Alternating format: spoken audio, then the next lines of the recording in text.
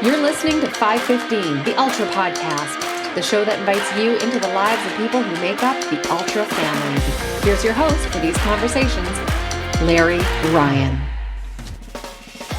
Thanks, MJ. Today I'm joined by an athlete who doesn't just compete at Ultra events, he creates his own, what he calls them adventures. I have a surprising amount in common with this man that I've followed online for some time, so it was nice to finally speak to him in person. My guest today has a few things in common with me. He is a secondary school teacher, likes volleyball, live music, traveling, and enjoys trying a variety of beers, and often combining those things together. Unlike me, this athlete has completed 3 515 events, all at the UltraCzech 515, and 14 ultra triathlon races, including doubles, triples, and a quint.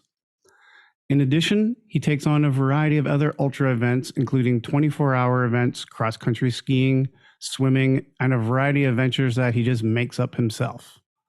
Joining me from his home in Linz, Austria, today's guest is known as Ultra Pilz. Günter Pilz, welcome to the show. Thank you very much. I'm glad that I can be here and hope that I will be able to share some of my experiences with you.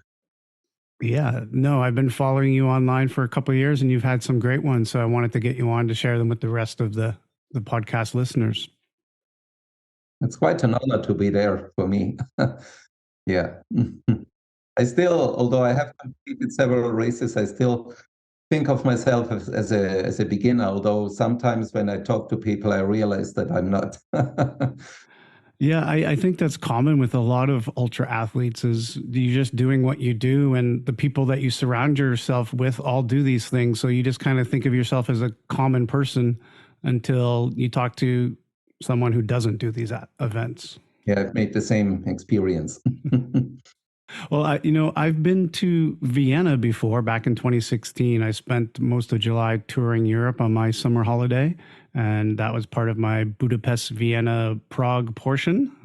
Beautiful cities all. The 3 most beautiful cities in Central Europe, definitely. Yeah. If you add Venice, then you have maybe the 4 most beautiful cities in Europe. Yeah, and unfortunately, I miss Linz, but I know I believe that Linz is the one that has that cool museum with all of the lights on the outside that the people outside can kind of control. Is that right? We call it Ars Electronica Center. It's all about modern technology. It's quite well known. Yeah, I've seen that on TV before. Actually, I was in Vienna yesterday at the beer festival, a craft beer festival. And it's just an hour train ride from my city to Vienna. So it's not really very far away. Everything is small here in our country, the distances especially. Yeah, and the train systems are good. Oh, yeah. Because it's about 180 kilometers, which is a little bit more than 100 miles. And you get there in an hour, 10 minutes. So it's really very handy. Mm-hmm. You don't need a car. It's just very practical. Yeah. And how do you find life there in Austria and in Linz? Is it a good center for triathlon? Well, if you take in consideration the climate, that it is difficult. Well, it's not impossible, but during the winter time, training time is limited outside because of the cold. Yeah, you cannot run for 24 hours when it's 15 degrees below zero. We count here in Celsius. I hope you understand that. I don't know how much everybody is that does, Fahrenheit. Except for my American listeners. Yes, we're also. Okay. Well, you're Celsius. American too, but from Canada. Everyone from Alaska to Tierra del Fuego is American, isn't it? Aren't they? They live on the American continent. Yes. Okay. So, but apart from that limitation, it's a good place to do sports. You can ride your bike if you want to into the mountains, or you can ride your bike all along the Danube. You can go as far as Vienna. You can go wherever you want, and it's always flat. You can run on nice trails. And for the swimming, we have a couple of freshwater lakes here. and they are not so big. Right here in the city, they're about maybe 1 or 2 kilometers long. But it makes for good training, and you don't need to commute very far to get into the water. I love open water swimming, so that's very important to me. And about maybe 40 minutes drive by car, you can go to the lakes of the Salzkammergut. The longest of them is 20 kilometers long. I swam that last year. So, and they all have drink water quality. The water is really clear. So if you get thirsty during the swim, you just open your mouth and take a good sip. So I'd say the conditions are not too bad. I also like cross-country skiing a lot. In the last couple of years, we did not get enough snow here in the city. But then I have to go for between half an hour to an hour's drive to get to a cross-country skiing center. I don't like that very much if I have to take a car to drive for 1 hour to do 2 or 3 hours of cross-country skiing, then have to take the car back. But I love it so much that I do it as often as I can during the winter time. Oh, yeah. Yeah. And I want to talk to you about your cross-country skiing because I know that's part of your ultra stuff as well. But before we get on to that, you mentioned the Danube runs through Linz, and you've used that for a few of your ultra events. Can you tell me a little bit about your Danube Ultra Tri 24? Well, actually, swimming in the Danube is not for training because you cannot swim upstream because the current is far too strong. You wouldn't be able to swim not even 20 meters maybe. And downstream, well, you swim with the current, so the training effect is very little. So what we do every year, but that's just for a fun activity, there is a little boat that goes upstream for about 10 kilometers to a little village. It's like public transport. Yeah, it goes every 15 minutes. Oh, yeah. And we take that boat, go 10 kilometers upstream, and then we swim down and meet in a nice beer place afterwards. But that's not really ultra. The 24-hour triathlon, where I do 8 hours of swimming, 8 hours of cycling, 8 hours of running without break. I also think it's very important to give swimming more importance in races, because the swim part is always, you can, in an ultra triathlon, you can forget about the swim. Of course, if you have to swim 30, 40 or 50 kilometers, you have to be able to do that. But compared with all the cycling and running, it's so little. Right. So this is one of the events. It's coming up now at the end of May again this year. It's the third time that I'm going to do that. I start at 8 in the morning, swim for 8 hours.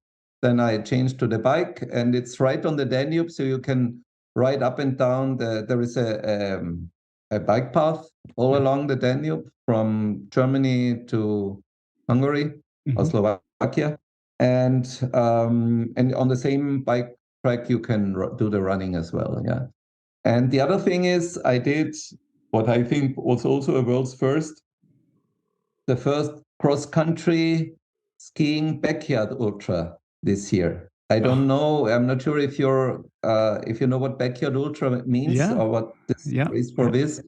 You must in have the a big ordinary backyard ultra, you have to run a track of little less than 7 kilometers in 1 hour. Yeah. When you finish earlier, you have time to rest, and after an hour, you start to do it again and again and again until there's only one participant left. Yeah. Right. And I did the same thing with cross-country skiing. I did that this February, and I enjoyed it so much. It was so much fun. Yeah, I did nearly 86 kilometers during that time until it got too dark and too cold. Yeah. Oh, yeah. How many hours did you make it? 8 laps. So it was 8 hours of cross-country skiing. Yeah. I could have gone on, but it gets dangerous once the snow or the underground gets too icy. Yeah. And when it gets dark, of course, you can do it with a flashlight or a headlamp. But the winter is not for doing sports during the night, for me. It's too cold and it gets too dangerous when it comes to skiing. So I really enjoyed that. And I wanted to mention that because those two things, I think they were good ideas, and I really enjoy them doing myself. Yeah. So maybe someone picks up the idea and starts copying it. Yeah, or maybe they join in with you. So one of the ideas I had for this year actually was to swim from Linz to Vienna, which on the river is about 200 kilometers, and then cycle from Vienna to Passau, which is a city right across the border in Germany, which is about 300 kilometers bike ride, and then run from Passau to my hometown Linz back on foot, which is about 100 kilometers. But I actually have so many other activities planned during this summer that I have to look after my body as well. I cannot do an ultra thing every weekend. Yeah, Yeah. I need some regeneration time as well.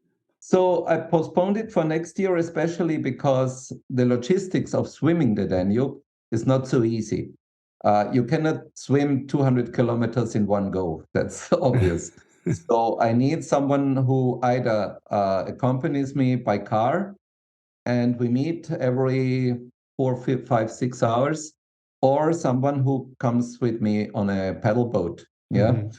The thing is also there are a couple of power plant or hydroelectric power plants stations on the way on the Danube, and according to the rules, you have to get out of the water 1 kilometer before the power plant, and you can go back into the water 1 kilometer after it. Yeah, you don't want to get I sucked through there.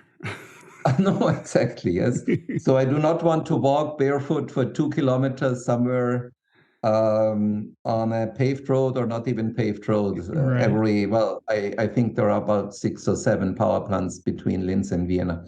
So to get some experience in that, I decided I will do a 65K swim to a very nice little village. It's called Grein. My mother was born there. It's about 65 kilometers from my hometown.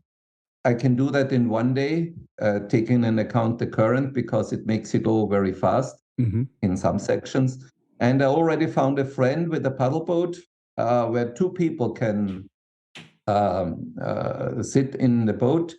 And so whenever we get to one of those hydroelectric power plants, I climb into the paddle boat, and they have a special section in the plant where the small boats can go through.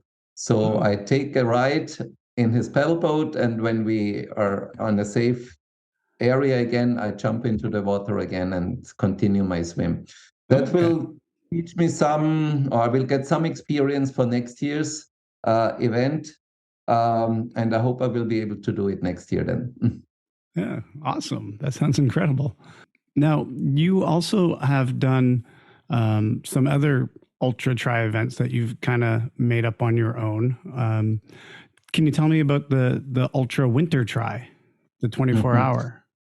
Okay. All of this started with the Corona pandemic, when all the official events were canceled. I suppose in the regions where you live, the listeners of your program live, it was not very different. So more or less from one day to the other, all the athletes, not only ultra athletes, every athlete was without anything to compete in. Yeah. And every athlete knows that if you do not set yourself certain goals, it becomes boring just to go out and do something without a defined aim. So I started creating those events, or I call them adventures. They are not races. It's not for competing one against each other. It's just an adventure, a personal adventure. Sometimes people join me in them, and sometimes I do them all alone.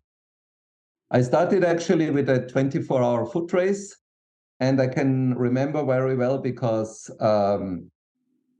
it was the complete lockdown here in all of Austria. That means no one went to work, everyone stayed at home, but you were allowed to go outside to run, to cycle, to do whatever you want. You were not restricted to your house. So I thought of doing just a 24-hour foot race. And I can remember so well, about 2 or 3 in the morning, I ran across the street and there was a police car patrolling. And I saw them discussing in the car, should we stop him? What is that crazy person doing here at 2 in the morning, running around? But fine, they didn't stop me. So I didn't do anything which was not allowed. Yeah. But it was just a funny situation, a comical situation. That's how it all started. I created several adventures, as I tell you, for myself. Yeah. And I did a 24-hour winter triathlon, winter ultra triathlon last year. With temperatures being so low in my home country, I did not want to take the risk to do 24 hours continuously. Yeah. Because it gets dark really early. It gets dark around 3:30, 4 in the afternoon. And daylight starts at 8 or 9 in the morning. It's a very, very long, dark night. And temperatures fall sometimes below maybe 15 or 20 degrees. So I split it up in 3 days. I did a trail run on snow on the first day for 8 hours. The second day, I did a mountain bike race, also mostly on snow, for 8 hours. And the third day, I did 8 hours of cross-country skiing. That was what I think was the real first ultra winter triathlon ever. Although, as I mentioned before, it is not an official race. It's no timing, no medals, no nothing. It's just for the fun of it. Just an adventure. Yeah, exactly. Yeah. Oh, that's great. Mm-hmm. I enjoyed it a lot. I was very lucky with the weather. It was, I had trained several times in that place where I realized it. And the day before I actually started, there was really heavy snowfalls. And I had about maybe 20 to 30 centimeters of fresh snow where I had to run, which made it really much harder. If you run on hard snow, it's easier I put some chains on my running shoes. Right. But if you sink into the snow with every step, it really gets hard. Yeah. But it was cold, but the sun was out. So that was a good thing. Yeah, I enjoyed that a lot. I hope you get some good photos from that. I do, yeah. I took a couple of them. You can all find them on my website. I have a special section where I write a couple of sentences about each event or personal adventure that I do, and I also post a couple of pictures there. Yeah. Well, I'll definitely put those websites into my show notes, but maybe you can just share them as well. What do you use for your 2 websites? I have 2 websites related to ultra triathlon. One is the one for the general ultra triathlon world, where I list most or all of the races that are held worldwide, and a couple of other additional information. And I have also a personal website, which is www.ultrapilz.org. So that's just my personal website where I talk or inform about the adventures I plan, about what I did, and some personal stuff. You can also follow my training diary there if you're interested in that. So it's just a pastime to remember all the things I do, because I keep on forgetting. No, it makes a great hobby. Yeah. And I have been following it for a number of years now. So it's interesting. Good to know that someone is looking at it. Yeah. Now, you've done the UltraCzech race, the 5:15, 3 times. And I had Jacob and Adam, the race directors, on back in season 2, episode 2. And I'm going to be having them on again prior to the race this year.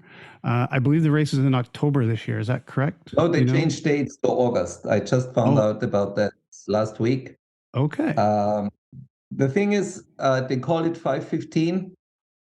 But compared to what you understand by 5:15, there is a little difference, because it's not point to point, it's just laps, yeah? Yes. And they do it in a Czech rowing center, where Czech rowers, Olympic rowers, they train there. So they have to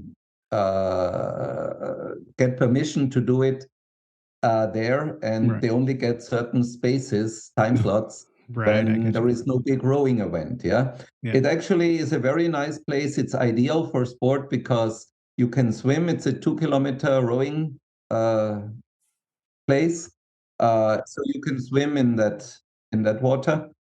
And there is a very well paved small road all around it where you can do the cycling and the running. And there are no cars, no nothing. There is a small hotel there. So you're just a steps away from the start and finish line. And the two brothers, they are really so nice. They are actually very, very lovely people. And that's what made me come back 3 times. I was there in the first edition, the second and the third. Yeah. And I'm not sure if I can make it this year because of the change of date. Would have to rearrange a couple of things. And it's not like you do a 5:15 just like you go out for a 10K race. Yeah, Exactly. You need to prepare and you need to rest afterwards. So I'm not so sure if I can do it this year.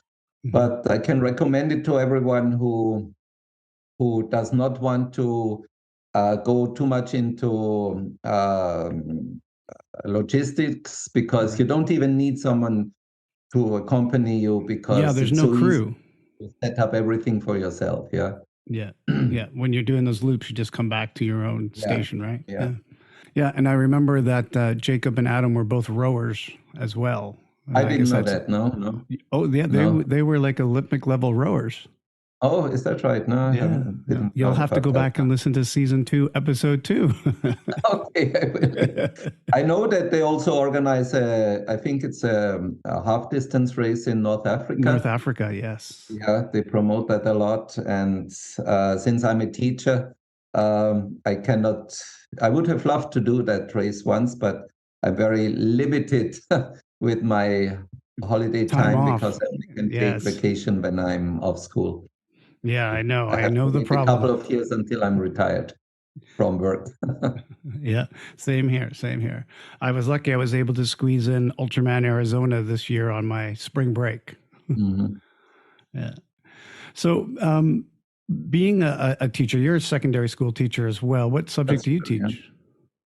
I teach sports in English, but actually I work a lot with refugees. Yeah, in Austria, being a country in the middle of Europe, right? We got a lot of working migrants, also from other European countries, but we also have lots of refugees, especially from Syria, from Afghanistan, and now from Ukraine. Yeah. So most of them have our language here in Austria is German. So actually none of those kids know any German at all. Yeah. Some of them don't even know our Latin alphabet when they come from Arabic speaking countries and didn't have the chance to learn English there. So they first have to learn our alphabet to be able to follow classes. We have in our city 3 schools that have certain classes where those children are learning together. And once they have enough German to follow the proper classes in the ordinary schools, they are sent there. Yeah. So I work a lot with those children and teach them everything from biology to geography. Yeah. Always and focused on their learning German. Yeah, that's the most important thing for them at the moment. Yeah. I enjoy that. It never gets boring. Yeah, and they always seem to come with some very interesting stories and backgrounds as well. That you definitely get attached to some of those students more than your typical student who doesn't. Yeah, my experience is that you should not ask them about their experience because some of them are very difficult to understand for people who never lived in a war zone. Yeah. So, but sometimes they open up. Yeah, once they trust in you, once they get to know you, and sometimes very, very sad stories from children from Afghanistan walking for months without end to get into Turkey and come into Central Europe. So, yeah, inspiring things, Yeah. taking And account in what privileged world we live. yeah, absolutely. Talking about ultra sports, which is something of a luxury thing, really, isn't it? Yeah. Yeah. Now, I know one of the things I've learned about you is that you are definitely not a nationalist person or a religious person, because those things No. tend to divide people, as we see all around the world. So I can understand why you would have that attachment to these people that are coming from these other places and need a little help. But how is your country in general? How do they feel about migrants in general? Is it accepting in Austria, or is it met its limit? That's a very difficult topic to talk about.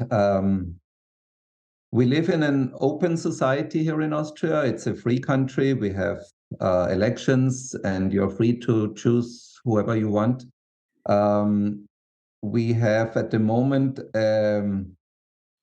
center right government, and we have especially one party which is rather extreme right, and they do a lot of harm to public opinion about those migrants. So I would say the ordinary Austrian person is open to help other people, but not everyone. Right. And Like most it's hard societies. to discuss with those people because they have made up their mind following those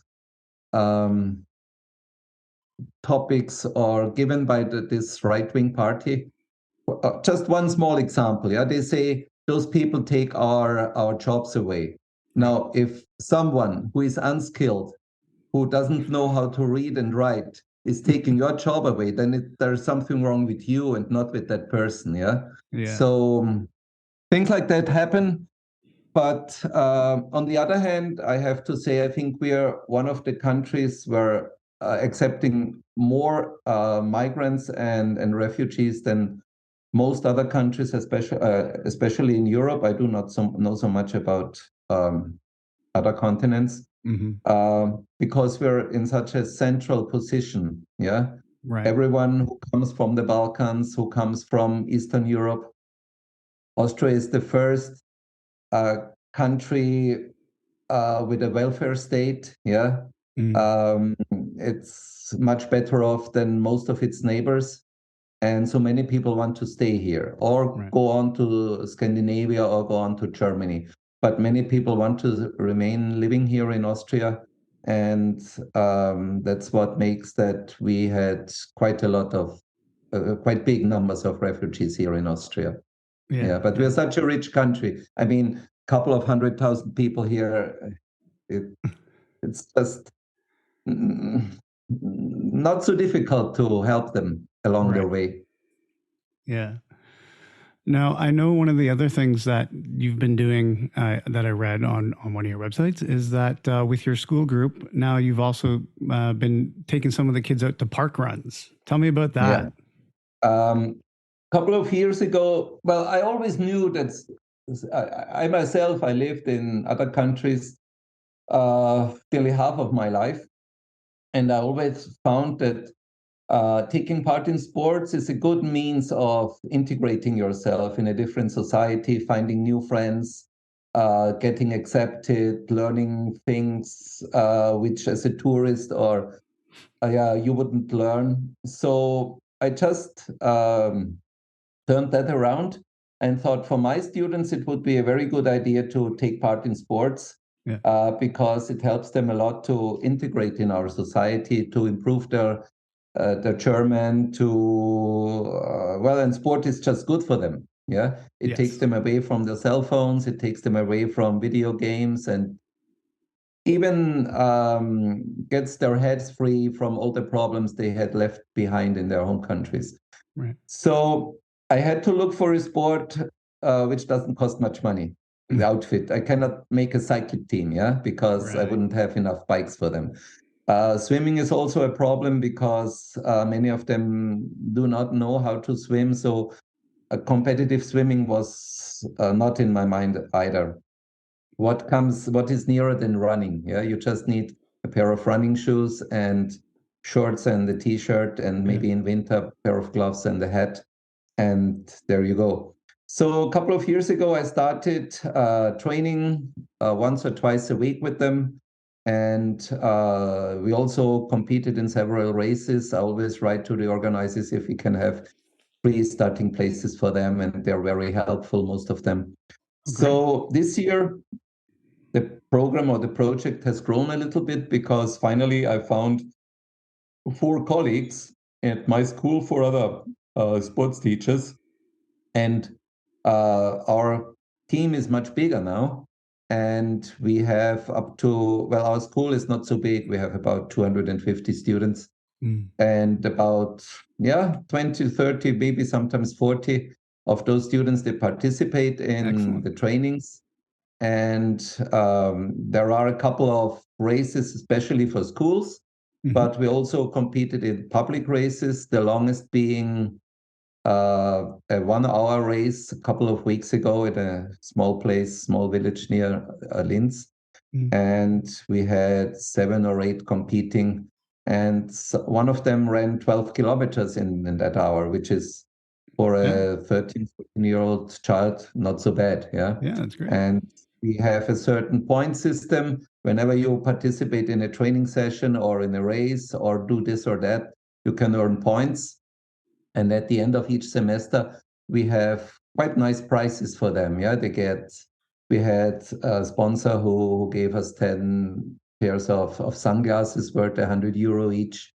And we have headphones and chocolates, and they really are after those points because the prices are really interesting for them. So I'm glad that this worked out, and there are younger colleagues now, and once I retire from work, I hope they will keep that little project going. Oh yeah, that's awesome. That's great. You know, again, our crossover is amazing because I teach phys ed, and English is my second teaching area, though I've never had to teach it. And I coach the cross country team and the track team at school as well. So yeah, it's cool that we have this crossover. And another one of the crossovers that we have is that we both love to have a pint of beer. And whenever I see your Facebook posts, I'm always so jealous because you're in a different place and having a different beer. So tell me about how you managed to do this, get away so often. I guess it's the quickness of the trains in Europe that you can get away to different places every weekend. And tell me about maybe your love of beer, how that came about, and what are some of your favorite styles? Well, I enjoy a good beer from time to time. I'm not an alcoholic. I couldn't do that with all the training I have to do. But one of my pastimes is I work together with an app. It's called Beer Tasting App, which is based here in Austria. They're a startup. They are growing very, very fast. And I try to promote this app a little bit. The basic thing is you have a bottle of beer and you can scan the barcode and the beer appears in the app. Yeah. Then you can say if you liked it or not. There are different grades that you can give to different aspects. And well, I started doing that maybe 3 or 4 years ago. And since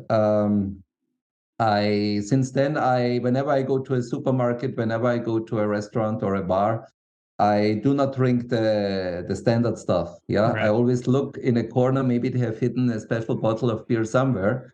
And for example, during Easter, we spent a week on Lanzarote with my wife. Nice. Yeah. And that is one of my holiday preparations. Yeah, I look for beer pubs. I look for shops that specialize in beer. We visit breweries. Yeah. And that is how I'm getting to 1,900 different beers by now.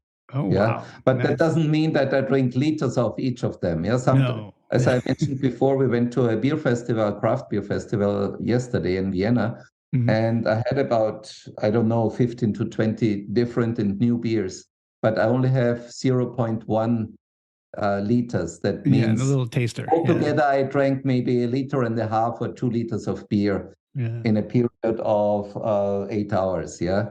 Yeah. So I didn't really get drunk on that, but I had many different and new experiences with different beers.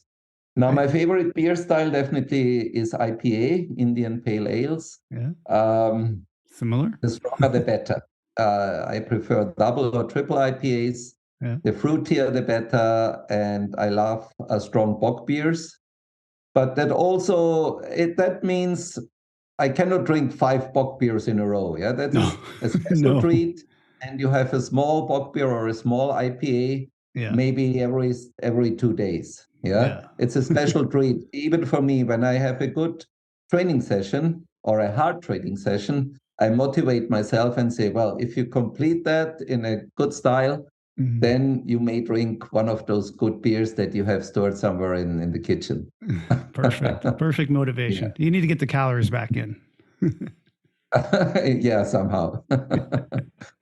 Enjoying going to your breweries and having your beer, you come from the region where, beer's basically invented. Have you ever gone out to any of the old breweries? Do they have those around still? Like, Yes, although they have modernized so much, but some of them they keep or they made little museums out of the older parts of their breweries, especially the Czech Republic. They have lots of them. Um, Unfortunately, like in many other fields in our lives, the big companies have taken over. Yeah. So I do not want to mention the company names here, but we are very fortunate here in Austria because we still have got many free breweries, many independent brewers, Mhm. also not for our standards, not so small scale.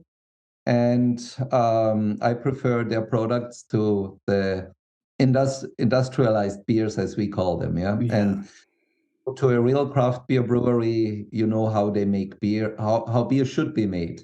Right. Yeah. Yeah. Well, I That's not. know probably back in about 2010 here in Vancouver, the whole microbrewery thing really took off, and there's over 100 microbreweries in the city of Vancouver now, I'm sure. What's it like over there? Is there one in every neighborhood? Or, here they have like 6 in a row in the same neighborhood. They all conglomerate No, together. we don't have that many. I think here in my city, which has about 200,000 inhabitants, we have one, two, three, four, five or six small breweries. Mm. But in our region, which is called Upper Austria, our federal state, Mm.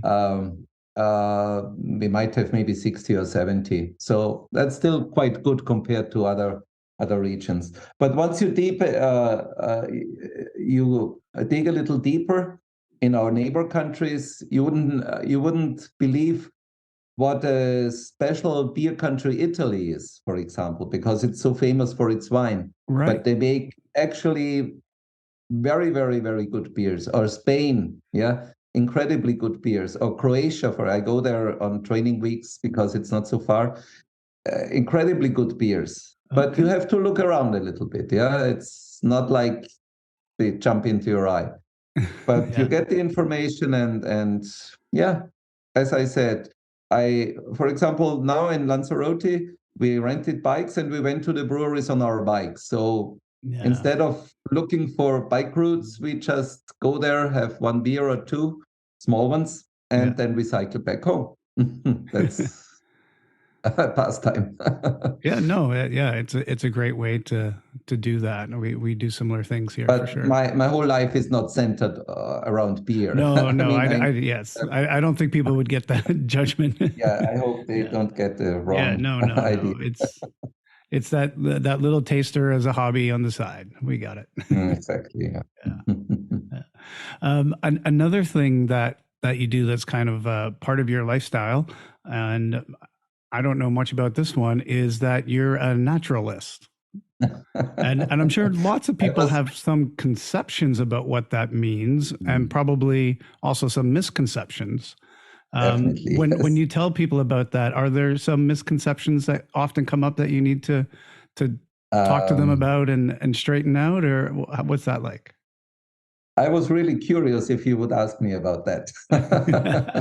But now here's the question. Yeah, being a naturalist means that you go naked, especially in the summertime when you go to a lake, when you go to a river. You do not wear a bathing costume. Yeah, you just Yeah. go naked the way you are.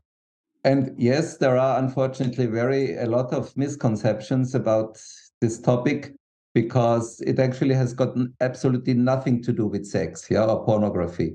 It's just the way we are. I mean, when you have 30 or 35 degrees outside, there's no real reason why you should wear a bikini or something when you jump into the water, yeah?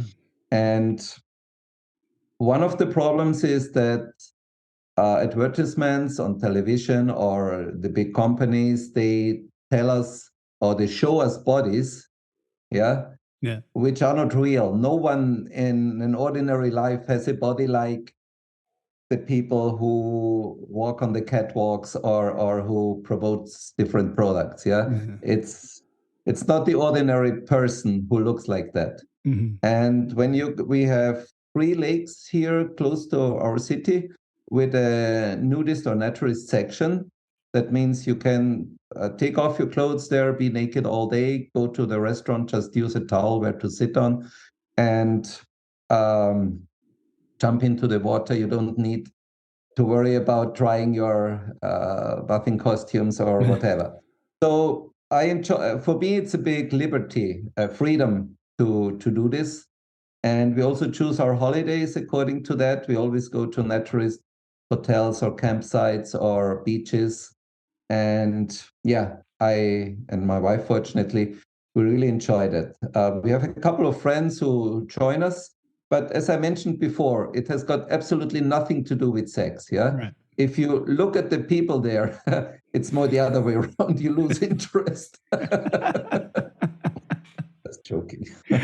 No, really. And that's the main misconception most of the people have. Yeah. Yeah. And I think if you look at the woman at the wet t-shirt contest, that's much sexier or much more into the direction of pornography, although it is not, Yeah. than what we do. We just read a book, we have a beer, we talk to each other. It's just at like at any ordinary at any other beach. Yeah. People Yeah. always say, oh, but that's not like in a normal beach. I say what we do, that's the normal beach, and what you do with your bikinis and all that, that's not the normal thing. But fortunately in Austria we have the freedom or the opportunities that those places exist. And yeah, we enjoyed it. Yeah.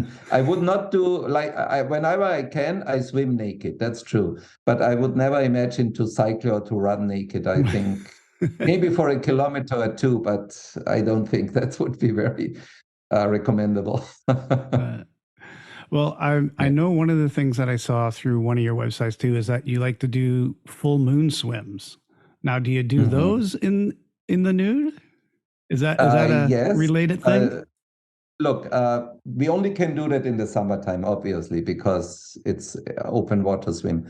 And we meet at around 9, 10 o'clock in the evening once it gets dark enough. Of course, if the weather is bad, we won't do it, yeah, because you cannot see the moon, and when it's raining, it's not so much fun. But everyone we start at the nudist area of one of those lakes, and everyone comes or swims as he or she likes. But there are not hundreds of people participating. We're a group of maybe 6, 7, 8, 10 people. Yeah. And some who feel the cold more than others, they even swim with a neoprene. Yeah. Right. Others like me, we swim in the buff, we just swim naked. And since it's dark, it's not so much of a problem. No, but more or less we know each other. Yeah. So it's not a big deal. Yeah. And we have a beer afterwards. Yeah. And do you do it for any particular reason or just because it's the full moon? Because you said you're not a spiritual person in any way. Is there any Uh, spiritual just relationship nice to that? to swim with the full moon. Uh, Yeah.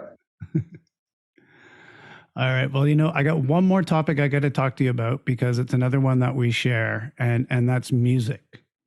Mm. I love going out to live music, all different types of music. And when I plan my vacations, that's the first thing I look at is, what kind of music is going to be available, local music, touring music, whatever it is. So I need to find out from you now, maybe what are some of the up and coming European artists that we should be looking out for in any genre that you prefer, that, might get over to my side of the world that I can watch out for and be like, I know that band. I heard about them. Is there anybody that you can tell me about? Not really. I think I will not be much help in that area. I do enjoy lots of different styles and kinds of music, but I'm not up to date what is cool at the moment. Yeah. I have my favorite singers or musicians or bands from when I was young, or it doesn't mean that I don't listen to music that is produced nowadays. But to be quite honest, I prefer to listen to the music I already know. Yeah. Sometimes we The do go formative to years concerts music.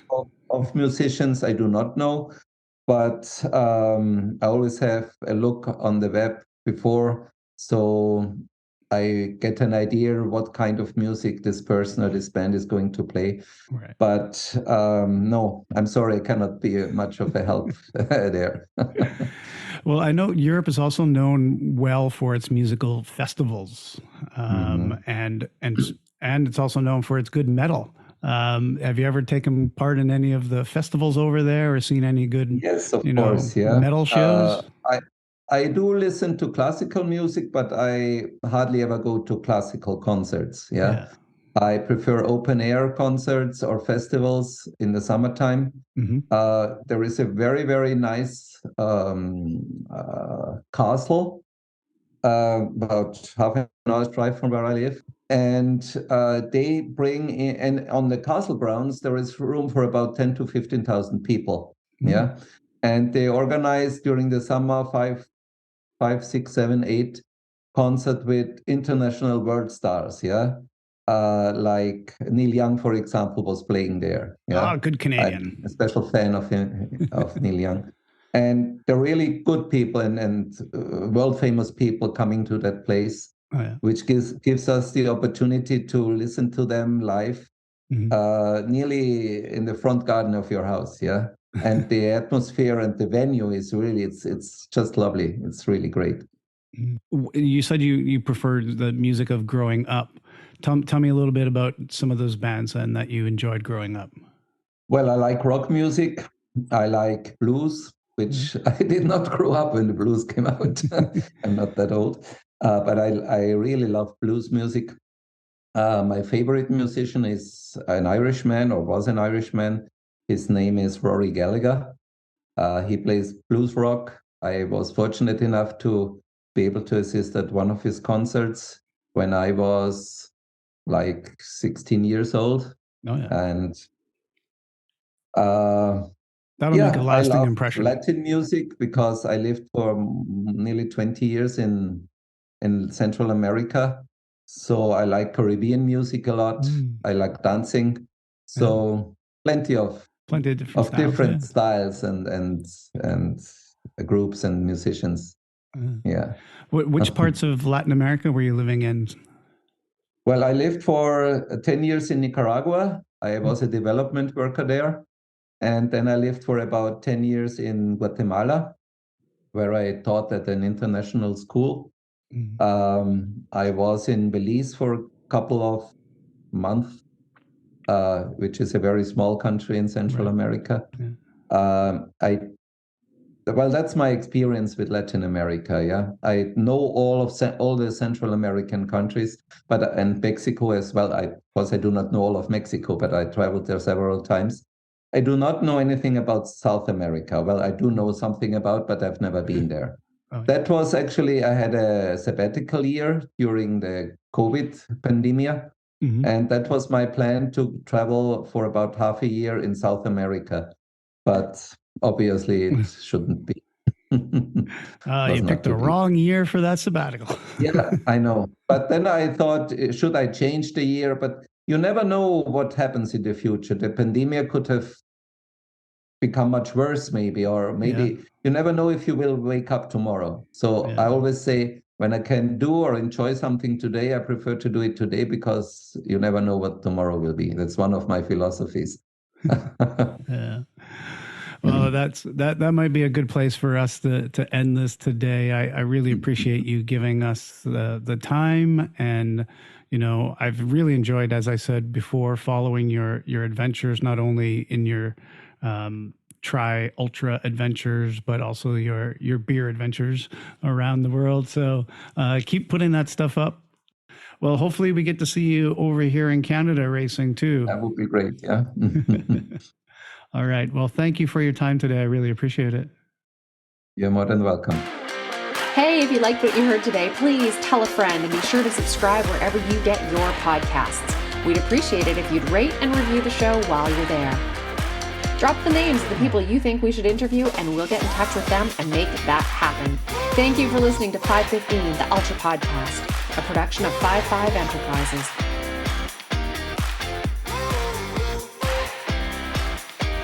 Now really, go subscribe now before you forget.